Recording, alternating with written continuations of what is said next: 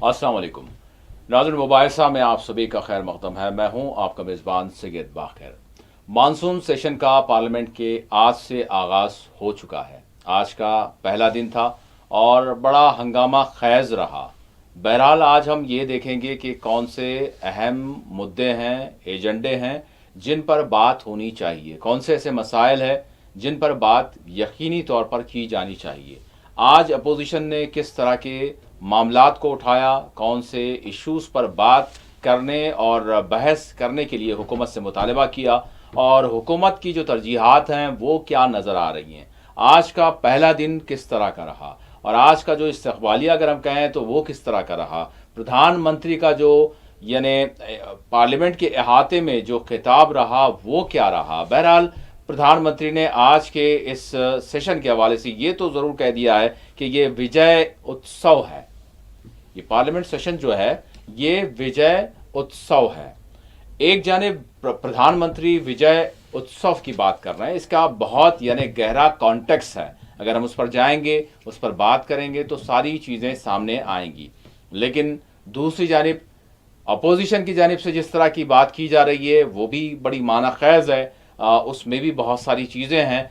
बहरहाल आज जाकर हम ये कह सकते हैं कि पहलगाम मामला और डोनाल्ड ट्रंप के दावों का मामला, 5 तैयारे गिराए जाने का मामला और सिक्योरिटी लैब्स का मामला, बहुत सारी चीज़ें थी। उसके साथ साथ SIR का मामला, बहुत सारी चीज़ें हैं। बहरहाल अपोजिशन ने मुतालबा किया कि पहलगाम से लेकर आप डोनाल्ड ट्रंप के बयानात तक इस पर बहस होनी चाहिए। कम से कम 2 दिन का जो है इजलास खुसूसी जो है होना चाहिए। और इस पर इब्तिदा में जो कुछ हुआ वो आपने भी देखा। लेकिन बहरहाल हमारे वज़ीर दिफा ने यह ज़रूर कह दिया है कि हम पूरी तरह से तैयार हैं जो नेशनल सिक्योरिटी से मुताल्लिक़ जो मामलात हैं उस पर बात करने के लिए। ये बात हो गई है। अब देखना ये होगा कि कल से क्या मुद्दे रहेंगे, किस तरह की बहस होगी, हुकूमत की क्या जवाबदेही होगी। लेकिन इसके जो मुख्तलिफ पहलू हैं उस पर हम बात करेंगे। और इसके साथ साथ 2006 में मुंबई की लोकल ट्रेन में जो धमाका हुआ था, उस धमाके में 2006 से लेकर अभी तक हम ये देख सकते हैं कि हमारी मुल्क में यानी इंसाफ मिलने तक कितनी जो है कितना वक्त लग जाता है, कितनों की कितनी ज़िंदगियों का एक हिस्सा लग जाता है। बहरहाल बॉम्बे हाई कोर्ट ने 12 अफराद को इस धमाके के मामले में जो है बरी कर दिया है।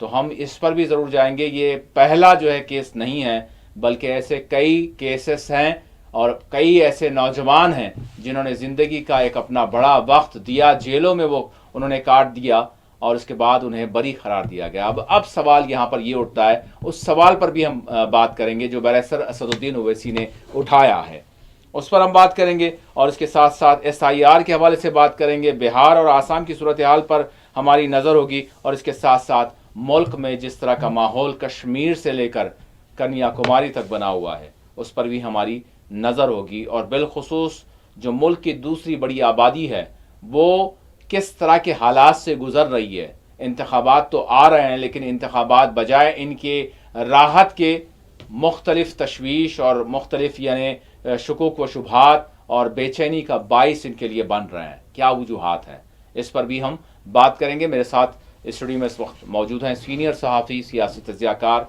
M.A. माजिद साहब। मैं माजिद साहब का स्टूडियो में इस्तकबाल करता हूँ। माजिद साहब अस्सलाम वालेकुम। माजिद साहब के अलावा हमारे साथ सीनियर सहाफ़ी सियासी तज्ज़ियाकार वाहिद नसीम साहब भी दिल्ली से जुड़ चुके हैं। वाहिद साहब अस्सलाम वालेकुम। वाहिद साहब मेरी आवाज़ मिल रही है आपको? गालिबन शायद वाहिद साहब से कुछ वक्त में हमारे साथ रब्ता हो जाएगा, वो भी हमारे साथ प्रोग्राम में जुड़ चुके हैं। माजिद साहब से आगाज़ करूँगा। माजिद साहब, पार्लियामेंट का सेशन, मानसून सेशन का आज का जो आगाज़ हुआ है इसको किस तरह से आप देख रहे हैं? उसके बाद फिर हम प्रधानमंत्री ने जो जिस उत्सव की बात की है उस पर भी जाएंगे, लेकिन आज का जो आगाज़ हुआ है वो कैसा रहा? बहुत बहुत शुक्रिया। अब देखिए, भारतीय जनता पार्टी के पास एक बड़ा फार्मूला है, झूठ इतनी बार बोलो कि सच शर्मा के भाग जाए। मैं तकरीर सुन रहा था, आप विजय उत्सव, अब देखिए पार्लियामेंट में नहीं बोले उन्होंने, आते में बाहर पार्लियामेंट के ऐवान के बाहर बताया। जी हाँ, तो पार्लियामेंट का नहीं होता, रिकॉर्ड में नहीं आता वो। नहीं, बिल्कुल नहीं आता। उसमें आपने क्रेडिट ले लिया कि हमने कैसा किया, वो किया, फिर हमारे सैनिकों ने जो है इस तरीके से पूरी तरीके से किया, जबकि पूरी मीडिया बार बार ये कह रही है, मतलब इंटरनेशनल मीडिया, गोदी मीडिया तो खैर बोलेगी पूरे, जी, कहा कि हिंदुस्तान रिसीविंग एंड पर था बोल के लिखा, एक सुर्खी भी आई इसी तरीके की हाँ, कि हिंदुस्तान पूरी तरीके से इस तरीके को जो है ऑपरेशन सिंदूर के हवाले से जो कुछ किया गया वो उसमें उतना कामयाब नहीं रहा, और डोनाल्ड ट्रंप को इंटरवीन होना पड़ा, और डोनाल्ड ट्रंप अब 24वीं मरतबा, आप अभी एक रेफरेंस दे रहे थे 5 तैयारों का, जी, जी, उसमें फिर उन्होंने बात की, मैंने जंग रुकवाई। तो अब 1 बार 2 बार 3 बार 4 बार, अब ये 24 बार वो झूठ है सच है, इस पे तो हमारी कौम को एतमाद में रहना चाहिए था। आपने इब्तिदा में एक बात कही थी, ये 22 अप्रैल को पहलगाम हुआ, उसके बाद ही अपोजिशन ने कहा कि भाई ये बड़ा हमला हुआ है, इस पर जो है क्या एक्शन लेंगे क्या नहीं लेंगे, बड़ा दबाव डाला गया था, इसका बदला तो लेना चाहिए, फला है, और इसके लिए कौम को एतमाद में लेने की ज़रूरत है, और सारा अपोजिशन सारा मुल्क आपके साथ खड़ा रहेगा इसके लिए। जी हाँ, तो खैर एतमाद में लिया नहीं लिया आपके सामने है, ऐवान को बुलाया नहीं गया पार्लियामेंट के। फिर 7 मई को ऑपरेशन सिंदूर हुआ, फिर 10 मई को अचानक ख़त्म हो गया, और वो विक्रम मिस्री के जाजे बोल दिया और उसको ट्रोल करना शुरू कर दिए जी, कि जैसा इन्होंने जंग रुकवा दिया। खैर कौन रुकवाए क्या है, इसका खुलासा तो होना चाहिए ना, किस तरीके से हमारे मुल्क की बदनामी हो रही इंटरनेशनल मीडिया में कि तुम 2 जो है न्यूक्लियर ताकत के ममालिक हैं और मैंने इनको रुकवा दिया, और धमकी के साथ रुकवाया, ट्रेड तुम्हारे साथ जो है फना कर दूंगा। वो मिसाल देखिए उसमें है, वो ट्वीट में भी है जी हाँ, कि तुम्हारे साथ तिजारती जो है मैंने धमकी दी, ट्रेड की धमकी दी, और दोनों वजह ये सरेंडर हो गए दोनों।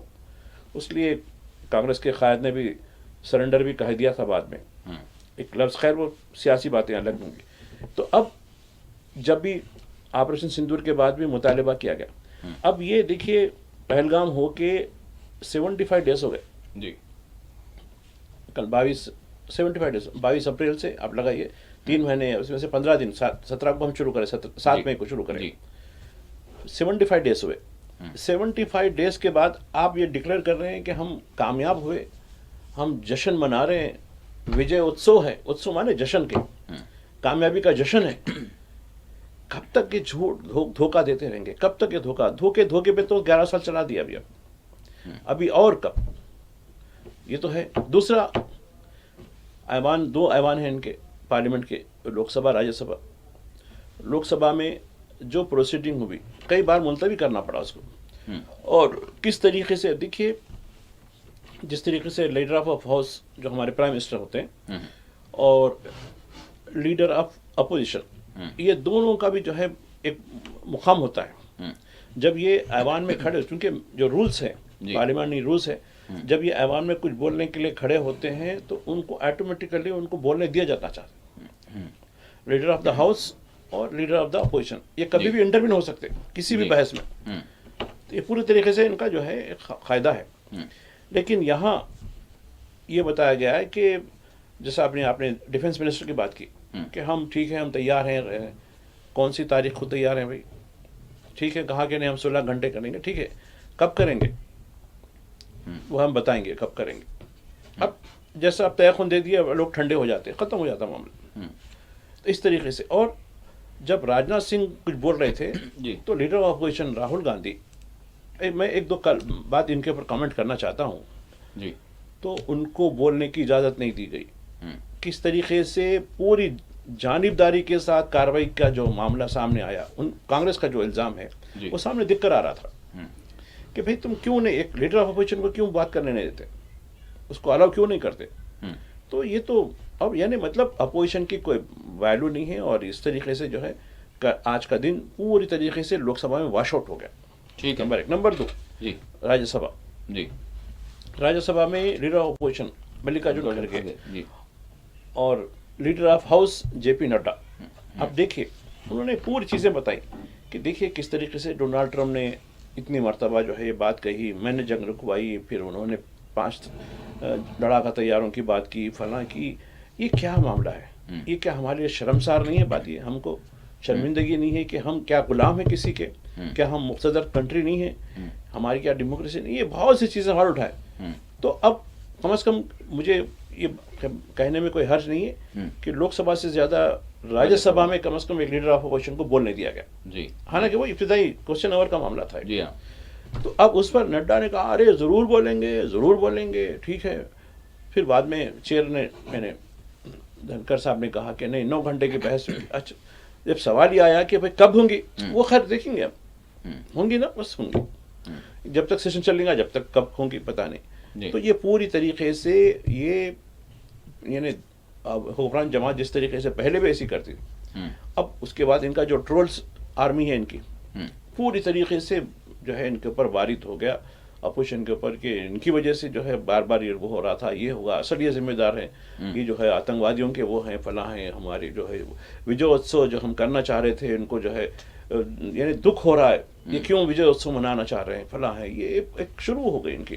तो ये पार्लियामेंट का जो पहला दिन है मानसून का, वो कहते हैं ना कि बारिश में सब चीज़ें बह जाती हैं, तो मानसून के हवाले से ये भी चीज़ें पूरा वक्त इसी में बह गया। ठीक है भाई साहब, आवाज़ मिल रही है मेरी? जी जी जी जी भाई साहब, मैं जानना चाहूँगा कि ठीक है, सारी बातें हम करेंगे आगे।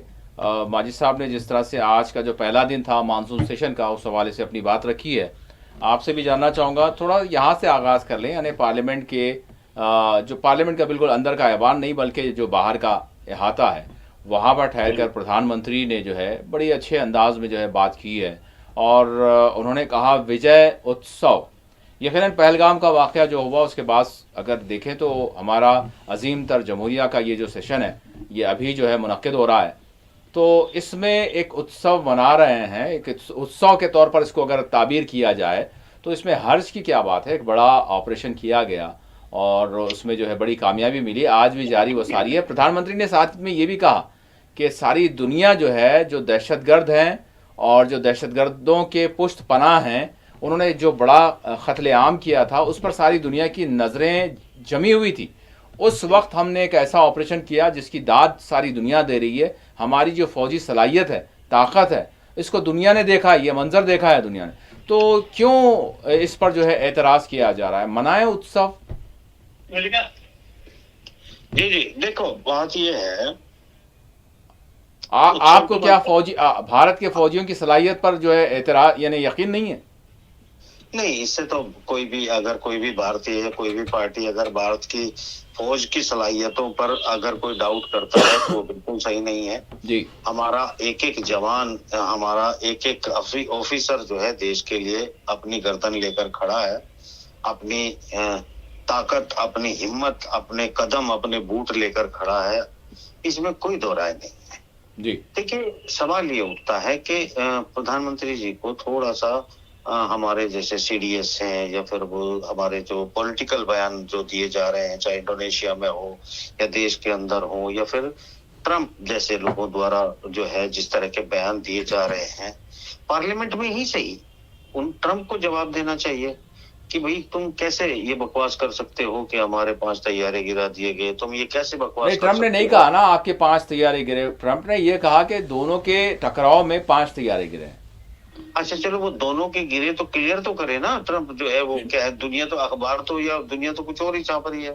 तो सवाल ये है कि इन्होंने ये कहा कि देखिए फौजें लड़ी, फौजों के बारे में जिस तरह सिंगापुर में या इंडोनेशिया में कहा गया कि पॉलिटिकल इंटरफेयर की वजह से हम लोग रुके, तो ये जो पॉलिटिकल बातें हैं उसका थोड़ा सा क्लैरिफिकेशन हो जाता तो अच्छा था।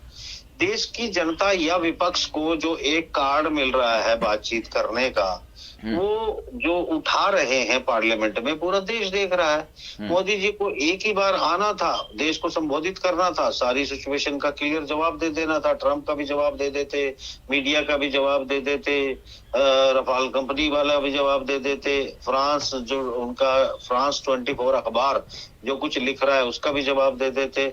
ये सारी चीजों की क्लैरिफिकेशन देश तो उन्हीं को मानता ना जो वो कहते हैं। तो अभी 31 जुलाई तक, 31 अगस्त तक, 21 अगस्त तक गालिबन चलेगा, तो वक्त बहुत है आपको, आप थोड़ा सा सब्र करें। नहीं, मुझे तो सब्र ही है, मैंने कब सवाल उठाया? नहीं, सारा देश मैंने सबर तो करे, मैंने अपोजिशन तो सबर सवाल करे। पहले दिन से आज तक नहीं उठाया। ये माजिद तो साहब आपके जैसे सवाल का जवाब दे रहा पत्रकार हूँ। जो है सबर करें। अरे मैं, मुझे पूरा सबर है, मैं तो साबिर आदमी हूँ। तो मैंने ये कहा, देखिए सब बात ये है कि ये तो आपको मानना पड़ेगा, अगर एक पार्टी किसी भी अचीवमेंट को पॉलिटिकल वोटिंग इवेंट बनाएगी, तो फिर विपक्षी पार्टी को अपनी झोली से वोट जाते हुए नजर आएंगे, तो वो उसके काउंटर में सवाल करेगी। अगर आप चाहते हैं कि ये सब चीजें पार्लियामेंट में इसकी चर्चा ना हो, विपक्षी पार्टी इसको ना उठाए, तो फिर आप हेलमेट पहन के अपने होर्डिंग ना लगवाएं। आप एयर मार्शल के लगवाएं, एयर चीफ के लगवाएं, आप आर्मी चीफ के लगवाएं, आप हमारे जवान जो लड़के जिन्होंने पाकिस्तान का मुंह तोड़ जवाब दिया है, उन नौजवानों की, उन मतलब जो है पट्टों की जो तस्वीरें हैं देश भर में लगवाएं। देश भर जश्न मनाएगा। अगर आप उन सब की जगह अपनी तस्वीर लगवाएंगे, तो ये तो पॉलिटिकल जो अपोनेंट है आपके, उनको नुकसान नजर आएगा। लो जी, मोदी जी तो रफाल में बैठ के लड़ने चले गए हेलमेट में, और हम रह गए नीचे। तो अब हम जो है वो, हम भी रफाल, तो अगर हम हेलमेट नहीं पहन सकते और वोर्डिंग हमारे नहीं लग सकते, तो उसमें सवाल तो खड़े कर ही सकते हैं। तो इसीलिए वो सवाल खड़े करेंगे। तो इसको थोड़ा सा बारीकी से मतलब पक्ष विपक्ष को बैलेंस करते हुए आपको देखने की जरूरत है कि सवाल अगर करोगे तो जवाब आपको मिलेगा, और जो सवाल करोगे उसी का जवाब मिलेगा, और जो जवाब आप दोगे उसी के आगे सवाल होगा। तो ये तो एक पॉलिटिकल कल्चर है ना साहब, इसे कैसे नकार सकते हैं आप। ठीक है भाई साहब, मैं आपके तरफ आता हूँ। माजिद साहब, अभी जिस तरह के जो मुतालिबात किए जा रहे हैं, क्या यही बात है, यानी सिर्फ यही रह गया है? दूसरे भी तो मुद्दे हैं लोगों के, उस पर भी बात होनी चाहिए। जैसे पहलगाम की बात की जा रही है, और फिर उसके साथ साथ डोनाल्ड ट्रंप के बयानात की बात की जा रही है, और सिक्योरिटी लैब्स की बात की जा रही है, और ऑपरेशन सिंदूर के हवाले से बात की जा रही है। इस पर बहस की यानी बहस का मुतालबा किया जा रहा है। क्या मतलब यही है? इसके अलावा भी तो बहुत सारी चीज़ें हैं। शायद देश के जो 140 करोड़ जो है लोग हैं, उनके बहुत सारे मुद्दे हैं, बहुत सारे मसाइल हैं। शायद उस पर भी मांग होनी चाहिए, उस पर बात हो जाए। क्यों यही सिर्फ इस पर जो है जोर दिया जा रहा है? देखिए, ये मामले में क्योंकि ये मुल्क की सलामती, मुल्क की जो इंटीग्रिटी और मुल्क का जो इज़्ज़त व नामूस है, उसका पर बड़ा सवाल है। मुल्क सलामत रहेगा तो दीगर इश्यूज़ पर भी बात हो सकती है जी। तो अभी जैसा कि कल मनोज सिन्हा की तरफ से जो भी कुछ आया था कि इंटेलिजेंस फेलियर के बारे में जो हुई थी, तो वो भी तो अब खुद लेफ्टिनेंट गवर्नर हैं, मरकज़ी वजारत दाखिला के, गवर्नमेंट ऑफ इंडिया के नुमाइंदे हैं, उनकी तरफ से ये खुलासा सामने आया। तो फिर ये इंटेलिजेंस फेलियर की जिम्मेदारी किस पे बनती है? कौन से वजारत दाखिला के कौन से अहदेदार को आप कुर्बानी का बकरा बनाएंगे? ठीक है, अमित शाह को तो हम सवाल ही नहीं कर सकते, क्योंकि वो खुद कह चुके हैं कि ये ऐसे वाक़यात को हम रोक नहीं सकते, हादसा को नहीं रोक सकते। उनका मानना है भाई, उनका अपना मान। तो ये है। अब ऐसे में अपोजिशन के लिए सबसे बड़ी तरजीह, जैसा कि अभी फाजिल हमारे पैनलिस्ट ने बात कही है कि देखिए, सोफिया कुरैशी का पोस्टर तो नहीं आता था, या हमारे मिलिट्री आर्मी के चीफ का जो है पोस्टर तो नहीं आता था, लेकिन हमारे मोदी साहब जो है जंगी लिबास में पहनकर पूरी मुल्क की क़यादत कर रहे हैं, तो उसका विजय उत्सव तो उनको मनाना था। तो ये क्या बात है? यानी आप मुल्क को नीचा करें और कहा कह रहे मैं जीत गया। देखिए, गिरे तो गिरे टांग ऊपर। एक मिसाल देते हैं हमारे पास जी। मैं तो गिर गया, लेकिन मेरी टांग तो ऊपर थी ना, हालांकि गिर चुके थे आप, तो वो मेरे गिरे तो गिरे टांग ऊपर वाली बात है इनकी। रही बात दूसरी, अब देखिए कल कुल जमाती इजलास हुआ था। कुल जमाती इजलास में भी जो बातें हुई उससे इत्तेफाक भी किया सरकार ने जी कि भाई हाँ, हम बहस के लिए वक्त देंगे, जिसमें ये तरजीहान ऑपरेशन सिंदूर और आफ्टर माथ ये था। दूसरा SIR का था, इसके बारे में भी कहा गया, और लंबी लिस्ट है। मानसून में तबाही हो रही, फिर उत्तर प्रदेश, बिहार और आसाम में जो लॉलेसनेस हो गया, जो कानून के जो है दोहरे म्यार चल रहे हैं उस पर, फिर मणिपुर का भी इसमें वाक़या है। 7 या 8 जो है बड़े पैमाने उस पर जो चीज़ें हुई, जिसको इनलिस्ट किया गया था अखबारों के ज़रिए। तो खैर, इस पर तो बहस के लिए सरकार ने आज सिर्फ एक इशू पे राज़ी हुई, लेकिन उसके लिए कौन से दिन का तयन है वो नहीं दिया गया। कौन से दिन करेंगे, क्या करेंगे। और इस दौरान में जैसा कहते हैं ना, एक मिसाल है हमारे पास भी, गांव जला हनुमान बाहर। अब आप जो है कल जा रहे हैं, 4-5 दिन के बाद वापस आएंगे, इंग्लैंड में जाके जो है फ्री ट्रेड डील करें के आएंगे, वहाँ जाके एक हार पहन के आएंगे, फिर वहाँ डायस्पोरा से बात करेंगे, जी उसके बाद मालदीव जाएंगे, वहाँ जो है फिर और आपको याद है ना लक्षद्वीप का मामला, लक्षद्वीप वर्सेस मालदीव, जी क्या मामला था इनका। अब ये जो किस सूरत से जा रहे हैं वहाँ समझ में नहीं आता। तो ये अब इनका शायद सेंचुरी को 2 रह गए बाकी, 97 या 98 है इनका, 98 फॉरेन टूर। जी तो अब ये सेंचुरी बनाकर दुनिया के सबसे कदावर विश्व गुरु का बिल्कुल इनको टैग तो मिलना चाहिए। बल्कि मैं चाहता हूँ कि अब जो है जिस तरीके से इनके दोस्त इसराइल और उनके पाकिस्तान के बैंड मास्टर ने गलती से डोनाल्ड ट्रंप का नाम ले लिया नोबेल प्राइज़ के लिए, उनको तो चाहिए था कि भाई असल ये है, अमन के दाता है, इनको नोबेल इनाम मिलना चाहिए था। डोनाल्ड ट्रंप तो क्या कर रहा है बेचारा, वो तो कुछ जंगों में उलझा रहा है और लोगों को, कहाँ जंग बंदी हो रही। तो मैं चाहता हूँ कि तुम 100 कंट्री हो जाएंगे ना, हो जाएंगे बस 1 महीने में हो जाते हो भी, जी तो उनको जो है यकीनन एक मुहिम चलाएं। आप जैसे लोग जो बहुत मोदी साहब मगर आप नहीं चलाएंगे। हाँ आप नहीं, नहीं आप देखिए आप आगे रहे तो हम पीछे आपके, हम नहीं, हम तो बस आपसे तो सवाल करने नहीं वाले हैं। नोबेल प्राइज के लिए तो बराबर, जब आप आवाज़ उठाएंगे तो हम भी कहेंगे यस, हम भी इसकी तारीफ करते हैं कह के। तो नोबेल इनाम के लिए आपको इनको आगे बढ़ना चाहिए, क्योंकि नोबेल इनाम किस में देना चाहिए ये भी तो है ना, एक सेगा बनाना चाहिए। जी झूठ में नोबेल इनाम किसको मिलना चाहिए? यही बात हो गई ना भाई साहब, फिर से मतलब फिर अलग, फिर बिल्कुल डिफरेंट बात हो गई। अगर आपके प्रधानमंत्री अगर कोई वाकई ऐसा उनका काम हो रहा है, नहीं, अगर नहीं, आप कौम को नीचा दिखा के विजय उत्सव मनाते, नहीं आप बता रहा हूँ, हालांकि बहुत सिक्योरिटी मामला है, मुझे बहुत एहतियात से बात करनी है मेरी, मगर तकलीफ हुई तकरीर सुन के, उनका खिताब सुन के। अरे तुम पार्लियामेंट के अंदर जाके बोलना था तुम। ठीक है पार्लियामेंट में बोलेंगे। अच्छा मैं वाहिद साहब से ये जानना चाहूँगा, आप इस बात को क्या कहेंगे, यानी 2-3 रोज़ पहले ही अमेरिका की जानिब से TRF द रेजिस्टेंस फ्रंट जो है, जिसने पहलगाम दहशतगर्दाना हमले की जिम्मेदारी कबूल की थी, खैर बाद में कुछ और बात हो गई थी, लेकिन उसने कबूल की थी, तो अमेरिका की जानिब से इसको अपना एक गैर मुल्की दहशतगर्द यानी तंजीम ग्रुप के तौर पर इसको डिक्लेयर किया है। तो इसका हमारी जानिब से भी, भारत की जानिब से भी खैर मकदम किया गया। और एक बड़ा अचीवमेंट है कि हमने हमारी जो मसाई थी, यानी जो हमारे पार्लियामेंटेरियंस थे, वो भी जिस तरह से दुनिया के मुख्तलिफ खित्तों में उन्होंने विज़िट किया और मुल्कों के सरबराहान से मुलाकात की और सारे अपने मौक़िफ़ से उनको वाकिफ़ करवाया। तो प्रधानमंत्री ने आज उसकी सताइश भी की है, तमाम पार्लियामेंटेरियंस का जो है, यानी उनको सराहा और तमाम पार्टियों को सराहा कि हमने दुनिया को ख़ायल किया। अमेरिका ने TRF को दहशतगर्द तंजीम करार दिया है आलमी सतह पर, तो ये एक अचीवमेंट है। इस पर क्यों बात नहीं करते आप लोग वाहिद साहब, माजिद साहब? नहीं, देखिए दुनिया ने इसको दुनिया ने क्या मतलब अमेरिका ने इसको तस्लीम किया कि ये एक दहशतगर्द की लिस्ट में इसको डाल दिया गया है।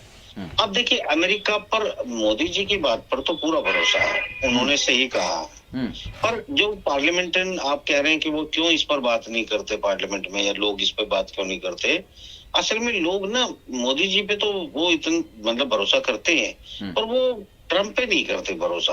वो क्यों नहीं करते अमेरिका पे भरोसा, या उनकी जो स्कीम है कि ये अल शरा जो है ना, आप जानते हैं अल शरा जो सीरिया का इस वक्त राष्ट्रपति है, जी जी, वो एक अलकायदा का बहुत मिलियंस ऑफ डॉलर का इनाम हुआ करता था उसमें जी, और वो एक पूरी दुनिया में अमेरिका द्वारा डिक्लेयर आतंकवादी था। जी भाई साहब, कहाँ से कहाँ मिला रहे हैं आप? नहीं, सोच लें आप। उनको बात करने दीजिए आप। अच्छा जी, बड़ा आतंकवादी था। उसका सबसे पहले जो है ट्रंप ने खैर मकदम करके कहा नहीं शरा आतंकवादी नहीं था, ये अच्छा आदमी था, अच्छा आदमी है और हमने इसको माफ किया और मामला जो है, क्योंकि अगर अमेरिका के साथ किसी आतंकवादी गुट के रिश्ते अच्छे हो जाएं तो वो उसको राष्ट्रपति बना देते हैं। तो ऐसे देश से तो डरना पड़ेगा ना साहब, अगर वो किसी को कल मान लिया जो TRS है, जो भी आतंकवादी संगठन है, आज उन्होंने आतंकवादी घोषित कर दिया, कल उन्होंने किसी तरह का कोई लालच दे दिया, तो अलशरा की तरह वो कहेंगे ये तो बहुत महान आदमी है, इसकी जो है इसको कोट पैंट टाई पहनाओ और इसको जो है कहीं का राष्ट्रपति बना दो। तो ऐसे देश की बात का क्या अहमियत माने साहब, इसमें आप बताइए, आपके पास कोई जवाब हो तो दीजिए। नहीं, जवाब अब क्या जवाब इस मतलब अब आप हर चीज में जो है कुछ उलट निकालना चाहेंगे तो उसका जवाब क्या दिया है? नहीं, मैं तो साहब एक बात बताइए, मैंने कहा मुझे मोदी जी की बात पे पूरा भरोसा है और मैं अपने पार्लियामेंटेरियन को मैं सलाह दूंगा कि वो जो है मोदी जी की बात पे पूरा भरोसा करे, और वो ट्रम्प की बात पे भी पूरा भरोसा करे, ये सलाह तो मैं नहीं दे सकता ना, क्योंकि मैं बड़ा खतरनाक रूप देख रहा हूँ उसका। ठीक है भाई साहब, ठीक है, ब्रेक लेने के लिए कहा जा रहा है, यहाँ पर ब्रेक लेंगे, ब्रेक के बाद ज़रूर जो है इस हवाले से भी बात करेंगे और फिर दीगर जो इश्यूज़ हैं उस पर भी बात करेंगे। बहरहाल बात ये है कि ये जो मानसून सेशन है ये लोगों के हित में होना चाहिए, लोगों के जो मसाइल हैं उस पर जो है बात होनी चाहिए और हर किसी को जो है पूरा मौका मिलना चाहिए, और फिर ऐसे भी यानी मुद्दे नहीं होने चाहिए जो सिर्फ और सिर्फ जिसमें हंगामा आराई हो और फिर करोड़ों रुपए जो है जो सेशन के मुनक्किद करने के लिए एक एक दिन पर जो है खर्च होते हैं वो ज़ाया ना हो जाएं। इसके साथ साथ मुल्क में जो हालात इस वक्त बने हुए हैं उस पर भी हम नज़र डालेंगे। एक छोटा सा ब्रेक लेते हैं, ब्रेक के बाद दोबारा हाजिर होंगे। नाज़रीन, ब्रेक के बाद मुबाहिसा में आप सभी का दोबारा खैर मकदम है। हम बात कर रहे हैं पार्लियामेंट के मानसून सेशन की और इसके साथ साथ हम दीगर इशूज़ पर भी बात कर रहे हैं। बहरहाल हम पार्लियामेंट के मानसून सेशन की बात को हम जो है वहीं पर रख देते हैं, ब्रेक से पहले जहाँ तक भी हमने बात की थी। अब आगे देखना यही होगा कि क्या मुद्दे होंगे, कल का दिन क्या होगा, फिर उसके बाद आगे की कार्रवाइयाँ क्या होंगी, कैसी होंगी, ये वक्त भी बताएगा।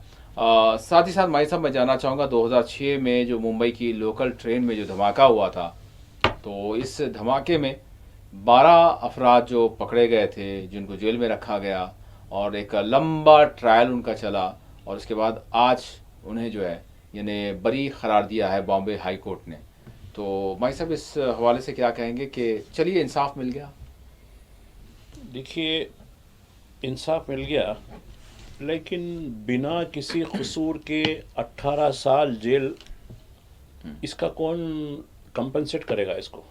इसका कौन मुआवजा देगा? जेल में 18 साल बिना किसी जुर्म किए। वैसे भी अभी भी सैकड़ों लोग हैं बिना जुर्म के जो है जेलों में हैं। जी, मैं जो है इस मौजू पे आने से पहले एक और मौजू को बताता हूँ जी, कि दिल्ली हाई कोर्ट ने 3 दिन पहले दिल्ली पुलिस की जो चार्जशीट थी, जो 3000 सफ़ात पर मुश्तमिल थी, जिसमें तबलीगी जमात के लोगों के खिलाफ कार्रवाई की बात की गई थी उसमें कि और ये कहा गया था ये कोरोना के कोरियर हैं, यानी कोरोना पहुंचाने वाले हैं, लाने वाले हैं, तो वो उसको रद्द कर दिया। उन्होंने कहा कि ये क्या गैर माकूल। देखिए उनके वर्ड जो है, खातून जस्टिस साहिबा थी, जी, जी, ये गैर माकूल है और इतना लंबा अरसा तक इनकी ज़िंदगियों के साथ ये हुआ, बल्कि पूरी तरीके से इस रिमार्क के साथ रिजेक्ट किया है।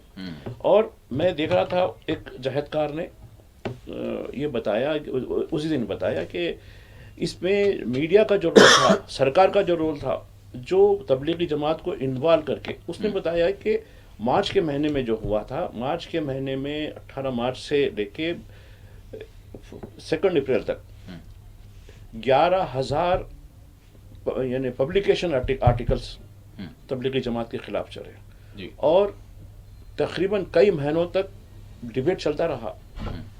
यानी पूरी तरीके से जो एक तासुर जो था, ये बताया गया हिंदुस्तानी अवाम को, ये तुम बेकसूर हैं भाई, ये लोग लेके आए हैं जी। और कई फॉरेनर्स थे, सैकड़ों फॉरेनर्स थे जो अपने मुल्क को जाना वापस चाहते थे, लेकिन उनको हिंदुस्तान की जेलों में रखा गया।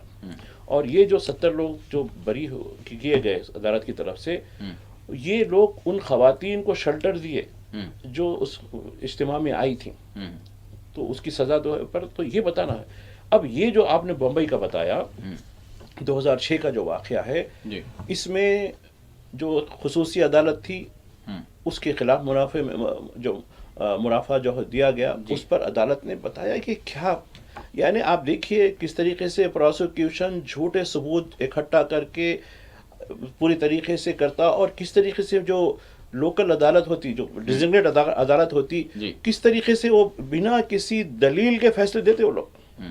आप देखिए बॉम्बे हाई कोर्ट का जो है जजमेंट पढ़िए आप, उसमें कई चीज़ों की निशानदही की गई कि यानी पहले सोचा समझा था कि चलो इनको चलो सजाए मौत दे दो, इनको सजाए कैद दे दो पूरी, चलो क्योंकि बड़ा वाक़या हो गया। यानी जज्बात में क्या फैसले दिए जा सकते हैं क्या? नहीं, देखिए आप जज्बात के ज़रिए बात ये दिया कि जज्बात के ज़रिए जो है ये फैसला दिया गया, इसमें सबूत और दलील नहीं देखी गई। ऐसा कहते हैं ना, आस्था की बुनियाद पर एक फैसला हमारे पास भी आया था, जी। आस्था की बुनियाद पर कोई फैसला दे सकता है क्या? इस तरीके से जज्बात की बुनियाद पर फैसले दिए गए, तो अदालत ने रिजेक्ट कर दिया, कहा कि भाई इनको बरी कर दो, इनकी चार्जशीट को जो है कलअदम कर दो। तो लेकिन ठीक है, अच्छा फैसला ज़रूर है, लेकिन और क्या होगा? अब देखिए किस तरीके से उमर खालिद वगैरह उनके जितने साथी हैं, उसमें ख़वातीन भी हैं, कितने 5 साल हो गया विदाउट ट्रायल, 2020 का जो जी हाँ, दिल्ली का जो NRC का, हाँ, सीए का। तो यानी आप बताना, ये मकसद है कि इस मुल्क में कानून के क्या मियारात हैं।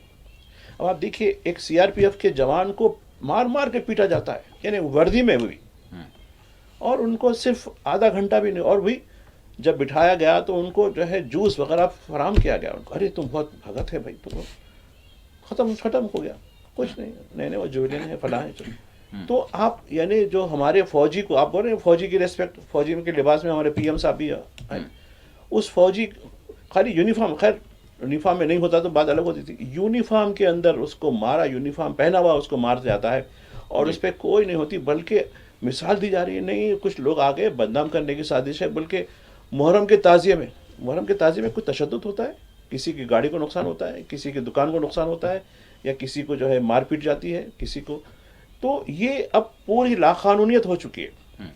अब खैर पार्लियामेंट में ये बात होगी नहीं होगी, तो ये बताना है कि अब इसका कौन मुआवजा देगा, इनके 18 साल जो गंवा चुके हैं।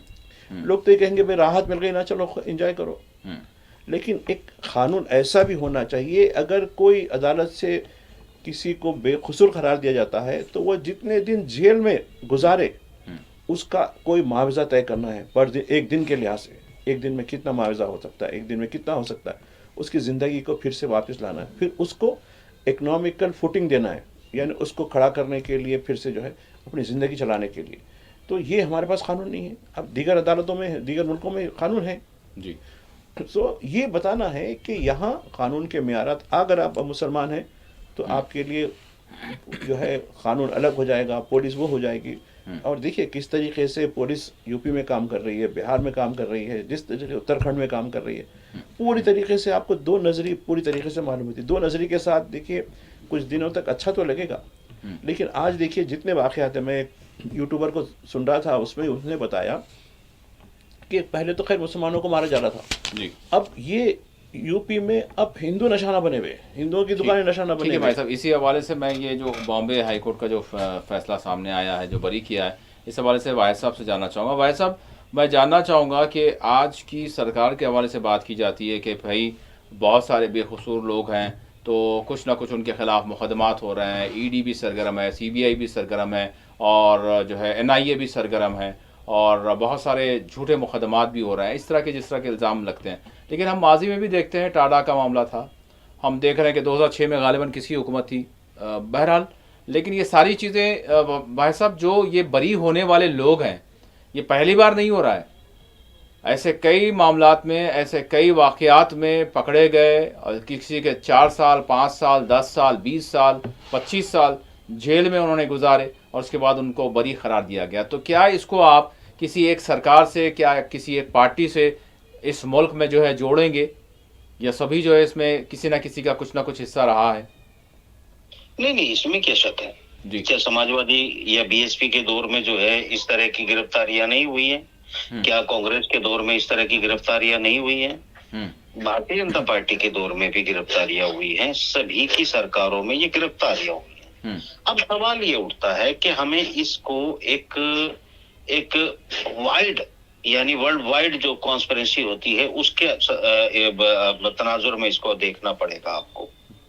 देखिए, मुझे लगता है कि हम सिर्फ अपना दिमागी फ्रस्ट्रेशन निकालने के लिए, किसी एक पॉलिटिकल पार्टी को निशाना बनाने के लिए हम कुछ भी कह सकते हैं, मगर मैं बिल्कुल एक जर्नलिज्म की हैसियत से अगर मैं ये कहूं कि ये एक अंतर्राष्ट्रीय कॉन्स्पिरेसी थी, जो ये कॉन्स्पिरेसी इस अंदाज में की गई थी कि लीबिया, इराक, अफगानिस्तान और मिडिल ईस्ट के कई और देशों को उन्हें अपने हिसाब से न्यूट्रलाइज करना था, उन्हें खत्म करना था, सत्ता परिवर्तन करना था, बहुत कुछ उन्होंने कर दिया है। ये देखिए इसमें होता क्या है, आप जानते हैं कि कोई भी देश हो, चाहे इंडिया हो या कोई भी देश हो, और वो क्या करते हैं कि एक एजेंसी टू एजेंसी कनेक्ट होता है, गवर्नमेंट टू गवर्नमेंट कनेक्ट होता है, एनजीओ टू एनजीओ कनेक्ट होता है, तो बहुत सारी कनेक्टिविटी बनाई जाती है। एक मनोवैज्ञानिक यानी साइकोलॉजिकल प्रेशर बिल्ड करने के लिए इसके पीछे कौन कर गया, किसने किया था, किसने इल्जाम लगाया, कहाँ बम फटा था, ये सारी चीजें जो हैं वो एक अंतरराष्ट्रीय माहौल बनाने के लिए की जाती हैं। और वो इसलिए की जाती हैं कि पूरी दुनिया में जहां जहां बड़ी तादाद में मुसलमान थे, जो रेडिकल इस्लाम का एक एजेंडा चलाया गया, उसके तहत जो है टेररिज्म उन्होंने खुद बनाया ना। अल-शरा देख लीजिए, तो उसके अलावा बहुत सारे आज जो है वो तालिबान के साथ कहते हैं ये बड़े अच्छे लोग हैं, मतलब कल तालिबान का मतलब आतंकवादी होता था, आज तालिबान का मतलब गवर्नमेंट होता है। तो सवाल ये उठता है कि जिन लोगों को उन्होंने ही पहले आतंकवादी कहा, उन्हीं को वो आज कहते हैं ये असल में फ्रीडम फाइटर है। पहले उन्हें जिनको फ्रीडम फाइटर कहा, बाद में उन्होंने उन्हें आतंकवादी का। तो सवाल यह है कि पश्चिमी जगत अपने हितों के लिए, अपने टारगेट हासिल करने के लिए जिस तरीके से आप और मैं बाकायदा माजिद साहब के भी और आप भी और हम भी 11-12 सालों से लगातार ये बात कहते रहे कि इस तरह का जब कोई मामला आता है उसे हमें एक संजीदगी के साथ हैंडल और उसके खिलाफ आवाज उठाकर जो है करना चाहिए, इस अंदाज में कि उसे एक्सपोज किया जाए कि कोई अंतरराष्ट्रीय कॉन्स्पिरेंसी हो सकती है। जरूरी नहीं कि सरकार इन्वॉल्व हो, जरूरी नहीं है कि कोई पार्टिकुलर संगठन हो, कौन एजेंसी के लोग हो सकते हैं, किस एजेंसी के लोग हो सकते हैं और क्यों ये हो रहा है, इस पे बहुत संजीदगी से स्कॉलर्स के द्वारा काम करना। हालांकि मुकाबला नहीं किया जा सकता क्योंकि उन्होंने पूरी दुनिया में सत्ता सरकार को जो है अपने अंडर प्रेशर लेकर वो जो चाहते हैं वो करवा लेते हैं। वो सिचुएशन आप समझ सकते हैं कि उस तरीके से जब उन्हें हमला किया और पूरी दुनिया में रेडिकल इस्लाम फैलाया, जगह जगह हर देश में बम ब्लास्ट हुए, हर देश में आतंकवादी पकड़े गए, और इस दौरान चल क्या रहा था उस पर नजर डालिए। तो उस वक्त वो लीबिया को डिस्ट्रॉय कर रहे थे, उस वक्त वो इराक को डिस्ट्रॉय कर रहे थे, उस वक्त वो जो है अफगानिस्तान में बम गिराकर उसको खत्म कर रहे थे। तो कुल मिलाकर जो है वो सिचुएशन, जिस देश में लेबोरेटरी थी आतंकवादियों की, जहां पर बाकायदा ट्रेनिंग होती थी, उसका नाम था पाकिस्तान। और पाकिस्तान की सरकार, पाकिस्तान की फौज आतंकवादी बनाकर पश्चिमी जगत की एजेंसियों को देने के लिए और उस आतंकवाद के लिए काम करने के लिए तैयार थी। तो पाकिस्तान को तो कर्जे भी दिए जा रहे हैं, मदद भी दी जा रही है, पाकिस्तान को तो सम्मान भी दिया जा रहा है। वो कह रहे हैं तो बेहतरीन किस्म के दोस्त हैं हमारे। तो जहां तक कल तक जिस पाकिस्तान को पूरा पश्चिमी जगत आतंकवादी भी कहता था, आज वो कहता है ये तो आतंकवाद के खिलाफ लड़ रहा है। बाकायदा पहलगाम की तो निंदा नहीं की गई, एससीओ में नहीं की गई, ब्रिक्स में नहीं की गई, मगर जो पाकिस्तान में हुआ उसकी निंदा कर दी गई। तो बेसिकली जो कुछ चलता है, ये आपको एक बात समझनी पड़ेगी साहब, भारत का मुसलमान जो है, और ये किसी भी देश में होता है, आज हो सकता है भारत में मुसलमानों के साथ हो रहा है, हो सकता है पाकिस्तान में क्रिश्चियन या हिंदुओं के साथ हो रहा हो सकता है बांग्लादेश में जो है इसी तरह का व्यवहार जो है वो हिंदुओं के साथ किया जा रहा हो सकता है कि वो जैसे इजराइल में जो है क्रिश्चियन और मुस्लिम्स के साथ किया जा रहा है, हो सकता है उसी तरह का कनाडा के अंदर जो है वो हिंदुओं के साथ शुरू हो चुका है और ब्रिटेन में हो चुका है।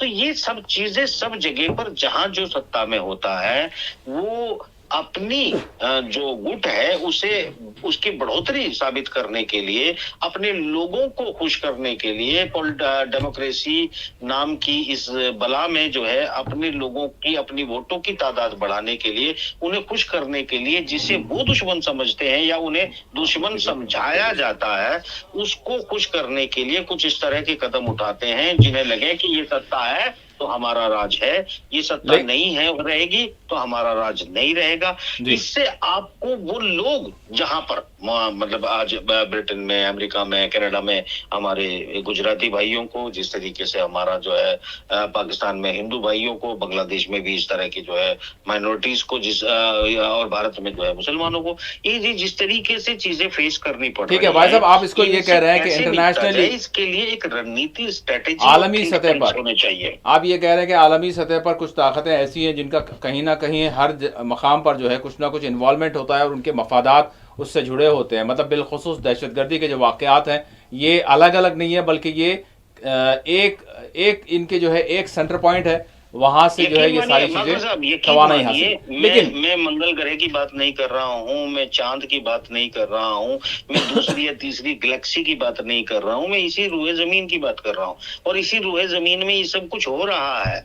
और अगर मेरे जैसा आदमी कह रहा है, जो इस देश में नहीं, दुनिया में इकलौता है जो अलग तरह की बातें करता है, और कुछ सालों में वो बातें जो हैं आपको जमीन पर खुलासे होते हुए दिखाई देते हैं। ठीक तो है। आज जो ट्विस्ट टावर पर हमने सवाल उठाए थे, आज पूरी तरह से वो एक्सपोज हो रहा है कि ये जो है उसमें इजराइल का हाथ था। ये सारी चीजें आ रही है ना जो हमने पहले से बताई। ठीक है भाई साहब, तो लेकिन जो आज बता रहा हूँ ये भी कल तक आ जाएंगे।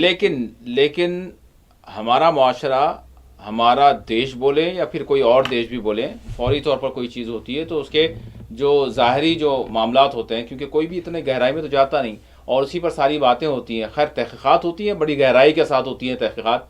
जैसे अगर मक्का मस्जिद का देखें तो मामला ही बंद कर दिया गया, दीगर मामलात अगर देखें तो सारी चीज़ें जो है बंद हो गई। लेकिन बाज़ में इतनी तहक़ीक़ात होती है कि अगर वो 7 तबक़ ज़मीन में भी हो तो उसको जो है निकाल लिया जाता है। माजी साहब, बात यहाँ पर यह है कि हमारे जो चीफ जस्टिस साहब हैं, उन्होंने जो है नलसार यूनिवर्सिटी में जो कॉन्वोकेशन था उसमें खिताब करते हुए उन्होंने इस बात का इजहार किया था कि जो चैलेंजेस हैं, तो उसमें चैलेंजेस शायद ये भी हैं जो ताख़ीर होती है, उसका जिक्र उन्होंने भी किया था। तो वो ताख़ीर की वजूहत ये है कि भाई हमारे पास उतना इंफ्रास्ट्रक्चर नहीं है, हमारे पास वो सारी सुविधाएं नहीं है, उतना अमला नहीं है, उतने वैसे जजेस नहीं है, केसेस बहुत हैं। इसे अंदाज में देखना चाहिए। इसको ऐसे देख लेते हैं, जरूरत कितने दिन की है, तो जरूरत इतने दिन की है जब जो पहले आतंकवादी जिन्हें कहा जाता था उन्हें 27 सौंपी जाने लगी है, तो उसी हिसाब से फैसले बदले जाने लगे हैं। माजी साहब नहीं, देखिए ये बात तो सही है कि मौजूदा जो चीफ जस्टिस ऑफ इंडिया है उन्होंने मुल्क को दरपेश चैलेंजेस के साथ साथ अदलिया को दरपेश चैलेंजेस का भी जिक्र किया। और उसमें एक बात भी उन्होंने बात कही कि जो तवील मुद्दत तक जो है लोगों को बिना किसी मुकदमे के, बिना चार्जशीट के, बिना ट्रायल के ये भी रखा जा रहा है, तो ये बहुत बड़ा जो है ह्यूमन राइट्स वायलेशन है, यानी जो इंसानी हुकूक की पामाली की मिसाल है। दूसरा, ट्रायल इतना लंबा चलाता है, इतना लंबा चलता है कि उसकी ज़िंदगी अदीम हो जाती है जी। तो ये सिचुएशन है। सर एक छोटी सी बात भाई साहब माजरत के साथ, मैं अगर इसको इस अंदाज में ले लूं कि ये जो किया जा रहा है और इस पर फैसला नहीं देना, जिसके हाथ, जो चीफ जस्टिस ऑफ इंडिया के हाथ में है कि वो इस पर कोई जो है ऑर्डर जारी कर दे, अगर वो ये नहीं करके इसको ओल्ड मीडिया में ग्लोरीफाई कर रहे हैं, अगर मैं ये मानूं, जिससे जो है जो ये कर रहे हैं जिससे इससे बेनिफिट होता है, ये उल्टे उनको बेनिफिट दिया जा रहा है, मैं ये क्यों ना मानूं? नहीं, यहाँ जो सवाल है अदलिया की, सबसे बड़ा जो चैलेंज इस वक्त जो मौजूदा जो चीफ जस्टिस ने कहा कि इस वक्त अदलिया की साख पर सवाल है, अदलिया के पर जो भरोसा होता है उस पर सवाल है। इसलिए कि हालिया दिनों में कई ऐसे फैसले आए हैं जी, जो दलील के, आप देखिए बॉम्बे हाई, अभी का जिक्र आपने डिस्कस किया है भी जी, कि बॉम्बे हाई कोर्ट ने क्या रिमार्क किए, जो डिजिग्नेट कोर्ट में बिना सबूत, बिना दलील और फर्जी वाड़े के ज़रिए किस तरीके से किसी को कसूरवार करार देते हैं, उसको जो है उसकी ज़िंदगी को ख़त्म कर दिया जाता है। तो ये मामला, तो अब सुप्रीम कोर्ट में यानी हाई कोर्ट में कैसे जजेस हैं, अब यशवंत वर्मा की मिसाल दीजिए, अब उनका इम्पीचमेंट भी लिस्ट में है जी, लेकिन शेखर यादव को क्या है, नहीं वो अब 26 में उसका रिटायरमेंट है, वो चल जाता है, उसके बाद उसको ओहदा मिलने वाला है, उसके लिए नहीं। तो ये दोहरे मियार सरकार खुद करती है। अब आप देखिए कलकत्ता हाई कोर्ट का जज, उसने अपनी इस्तीफे से पहले कैसे कैसे फैसले दिए, और इस्तीफे के फौरी बाद वो यानी कुछ दिन भी नहीं लगा जी, पार्टी में, बीजेपी में शामिल हो गया और मेंबर ऑफ पार्लियामेंट बन गया। जी। तो खैर मैं उनका जिक्र नहीं करूंगा, रंजन गोगोई का या अब्दुल नज़ीर साहब का या चंद्रचूड़ साहब का, ये क्या क्या इन लोग का जो मामला था।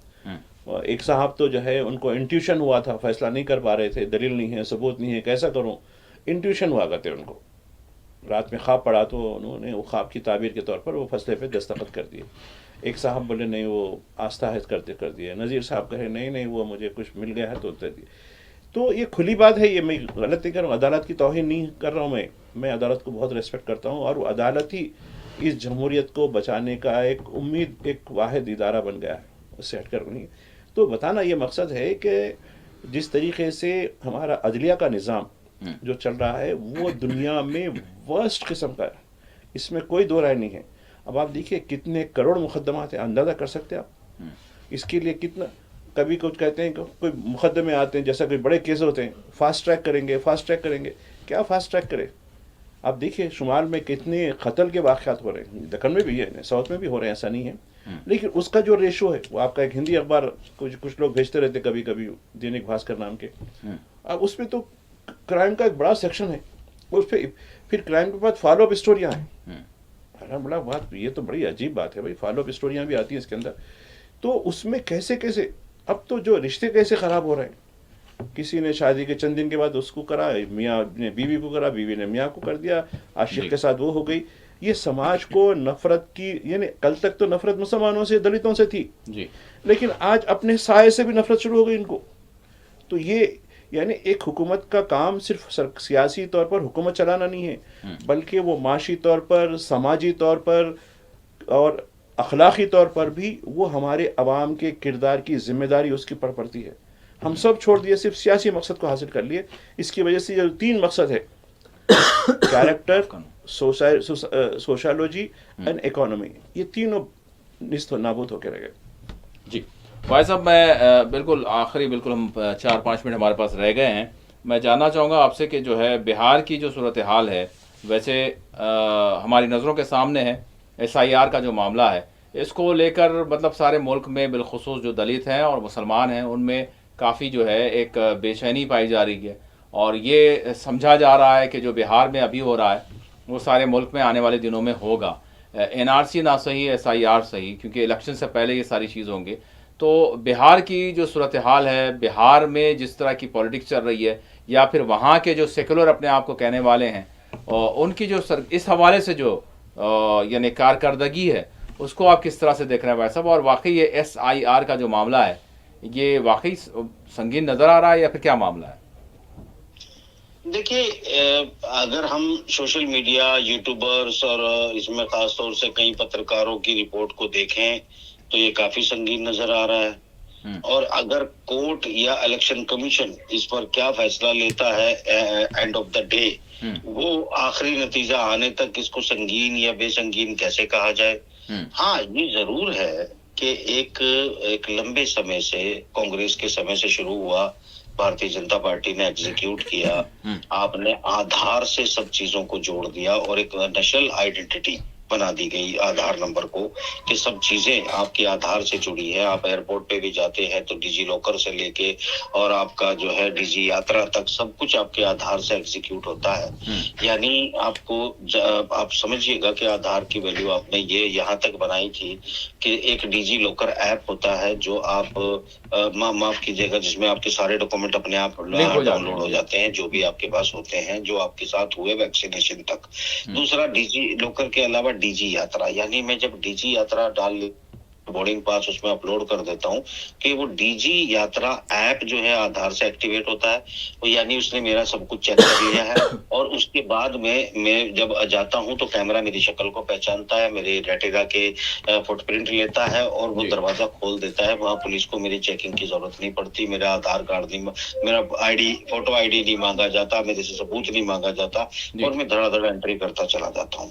अचानक जो है, जो एक सिर्फ वोट डालना है, उस वोट के लिए अब आपको साबित करना है कि आपके पास और क्या है नागरिक होने के लिए। जी हाँ। तो ये सजा तो आपको एक इन्वेस्टिगेशन करा लेते कि जिनको आधार दिए गए हैं क्या वो भारतीय नागरिक हैं कि नहीं है।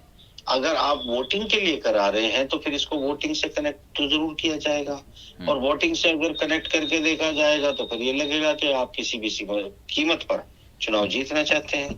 तो एक बात मैं जरूर ये कहूंगा कि एक टेस्ट में अभी कुछ दिन और बाकी हैं, जब तक ये पूरा कंप्लीट होकर उसके बाद जो जिनके बीच में आपने बेचैनी की बात कही है, वो बेचैनी का रद्द-ए-अमल क्या आता है वो भी हमें देखना पड़ेगा। अगर वो नहीं आता है बिहार जैसी आंदोलन की धरती से, नहीं आता, अगर वो नहीं आता है जवाब कोई, और लोग सेटिस्फाई हो जाते हैं और तस्लीम कर लेते हैं, तो फिर पूरे देश में ये लेबोरेटरी में सक्सेस हो चुका है एनआरसी, और अगर ये एनआरसी सक्सेस हो गया है तो पूरे देश में ऐसा करना ही होगा। ठीक है भाई बट साहब। इसमें जो चीजें अलग आ रही हैं वो ये है कि कुछ जो खास तौर से लोग हैं उनके लिए सब डॉक्यूमेंट की जरूरत पड़ रही है वहां पे, और कुछ खास किस्म के लोग हैं जिनके फोटो भी नहीं होते, उन्हें अपलोड कर दिया जाता है। तो कुल मिला के जो कुछ दिखाई दे रहा है वो ये है कि आने वाली जियो पॉलिटिक्स और न्यू वर्ल्ड ऑर्डर में देश की रेपुटेशन को काफी बड़ा नुकसान पहुंचेगा, जिसको पूरे देश को ही भुगतान करना पड़ेगा। शायद इससे न लोग अवेयर हैं न सरकार अवेयर है, इसको बहुत ही गहराई से और डिप्लोमेटिक एंगल से भी सोचना चाहिए। ठीक है माई साहब, एक मिनट में चाहूंगा, क्या इस सेशन में जिस तरह से पहलगाम की बात हो रही है, जिस तरह से ऑपरेशन सिंदूर की बात हो रही है, क्या SIR के मामले पर भी अपोजिशन की जानिब से वही दबाव बनाया जाएगा, सरकार से सवाल किया जाएगा, लोग जिस तरह से परेशान हैं, या फिर ऐसा मामला नहीं होगा? अभी सरकार से तो सवाल ज़रूर, इनके एजेंडे में जो कल मीटिंग हुई उसमें ये बात बराबर की गई थी, लेकिन सरकार के पास एक इसकी रीज़न है। अरे भाई, मामला जब कोर्ट में है तो ये आपके मामले को कैसे उठा सकते हो, ये तो फिर तौहीन अदालत हो जाएगी, तो ये बेहतर, ये अच्छी बात नहीं है। तो लिहाजा इसको बहाने बनाएंगे। तो वैसे भी नेक्स्ट पेशी 28 को है, तो मैं समझता हूँ उससे पहले तो शायद सरकार इसके बारे में भी बात नहीं करेगी। कहेगी भाई जब उसका फैसले का इंतजार कर लेंगे, या फिर सरकार वो कोर्ट कहेगी कि नहीं फिर और तारीख। तो इस तरीके से सरकार अपना जो है जवाबदेही से बचेगी। और आप देखिए, जैसा कि सुप्रीम कोर्ट में जब ये मसला आया, सुप्रीम कोर्ट ने पूछा कि भाई आधार, जैसा भी हमारे वाहिद नसीम साहब ने भी बात कही कि आधार को एक ऑथेंटिक डॉक्यूमेंट माना जाता है, बिल्कुल यूनिक आइडेंटिटी जो है, आपने कह दिया उसको। तो अब ये बता रहा है कि ये सिटीजनशिप की वो नहीं होती। इलेक्शन कमीशन कह रहा भाई उसको डिलीट कर दिया गया, मतलब वो जो निकाल दिया उसको आधार। अब कहा कि नहीं, बर्थ सर्टिफिकेट को होना चाहिए। तो अब जैसा कि पूछा गया, जज साहब ने पूछा कि भाई ये तो वज़ारत दाखिला का काम है, आप क्यों कर रहे हैं जी? नहीं, ये तो वोटर तो सिटीजन को देते हैं। हाँ, वो सिटीजन है नहीं है वो डिसाइड करेगा, जो सिटीजन होगा वो, उसको तो आप कार्ड देना ही देना है। ठीक है। तो आप ये डिसाइड करने वाली कौन सी अथॉरिटी है? तो अब ये इलेक्शन कमीशन अपने दायरे से हटकर ट्रेस पासिंग कर रहा है। ठीक है। किसकी वहाँ पे कर रहा है, किस लिए कर रहा है? और आप देखिए जो मौजूदा चीफ इलेक्शन कमिश्नर साहब है, उनका बैकग्राउंड तो आप सब भी वाकिफ है, तो किस तरीके से उनको लाया गया, क्या करा, और उनकी क्या जो है पर्सनैलिटी है। तो अब उससे आप ये देखिए, पहले इलेक्ट्रॉनिक वोटिंग मशीन पर सवाल थे, अब वोटर लिस्ट पर भी सवाल हो गए। इस तरीके से पहले इलेक्शन को रिग किया जाता था, अब डेमोक्रेसी को रिग किया जा रहा है। ठीक है। अब बात रह जाती है उसी आपकी उम्मीद की, जिसको आप अदालत कहते हैं। अब देखेंगे कि अदालत क्या करती है हमारे साथ। बहरहाल अदालत पर सब कुछ मुनस्सिर है, सारी आपकी उम्मीदें जो है अदालत के दरवाजे पर जो है ख़त्म हो जाती, ख़त्म नहीं बल्कि वहाँ पर आकर रुक जाती हैं, ख़त्म होती हैं या फिर शुरू होती हैं, वो मुझे पता नहीं। बहुत बहुत शुक्रिया भाई साहब, आपने वक्त दिया, बायस साहब ने वक्त दिया। इसी के साथ खुसूसी प्रोग्राम मुबायसा अपने अख्तिताम को पहुँचता है। अल्लाह हाफ़िज़।